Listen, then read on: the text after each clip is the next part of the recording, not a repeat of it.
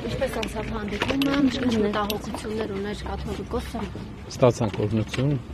ամենայն հայոց հայրապետի կողմից եւ կարծում եմ Սահմանադրական այն բացը որ կար լրացվեց, թեկուզ եւ այս կազմով, բայց ուրախ եմ որ լրացվեց։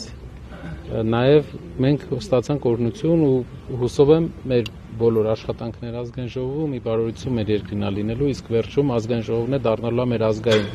համազգային գաղափարների կենտրոն։ Իսկ որևէ քննարկում տեղի ունեցավ կաթողիկոսի հետ, ինչ-որ մտահոգություններ ուներ։ Չեմ կարող քննարկել այլ հարցեր, բայց կարող եմ ասել, որ վեհապառը ի պաշտոն է օրհնեց մեզ, ինչպես օրհնել են մեր վեհապառները, մեր ազգային ժողովի ամեն անդրանիկ նիստը։ Գործող իշխանության ներկայացուցիչներ, այդ թվում նաև Նիկոլ Փաշինյանը շարունակ ասում է, որ պետք է հեռացնեն կաթողիկոսին, քանի դեռ չեն հեռացրել, չեն հանգստանալու, չեն ճանաչում ամենայն հայոց կաթողիկոսին եւ շուտով գործընթաց են սկսելու։ Ինչպես եք պատկերացնում ձեր աջակցությունը։ Մեր ուժը ամբողջությամբ մեր բոլոր հնարավոր ռեսուրսներով կանգնելու է եկեղեցու կողքին եւ թույլ չի տալու եկեղեցու ուզուրպացումը օտար ուժերի թելադրանքով։ Օտար ուժեր նկատի ունեք ադրբեջանական ուժեր։ Ոչ, այլ։ Որ ուժերի։ Ժամանակի ընթացքում պատմությունը պարզ կլինի, մենք էլ կներկայացնենք, բայց մենք տեսնում ենք, որ եկեղեցու հանդեպ արված process-ները դա օտար ուժերի թելադրանք է, որ ունի մի նպատակ՝ ցեղասպանության գաղափարը մեր օրակարգից հանրային հասարակական դուրս անելու։ Այսինքն եկեղեցին են հիմնական ուժն է, որը պահում է հայ ժողովրդի մեր ցեղասպանության հիշատակը եւ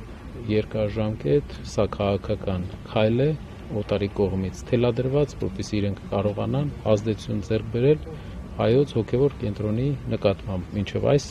անհաջող։ Պարոն Կարապետյան, այս խոսույթի իշխանության կողմից ձեզ նշանակում է, որ նոր արշավ են, փորձում եկեղեցու դեմ վեհապառ դեմ սկսել։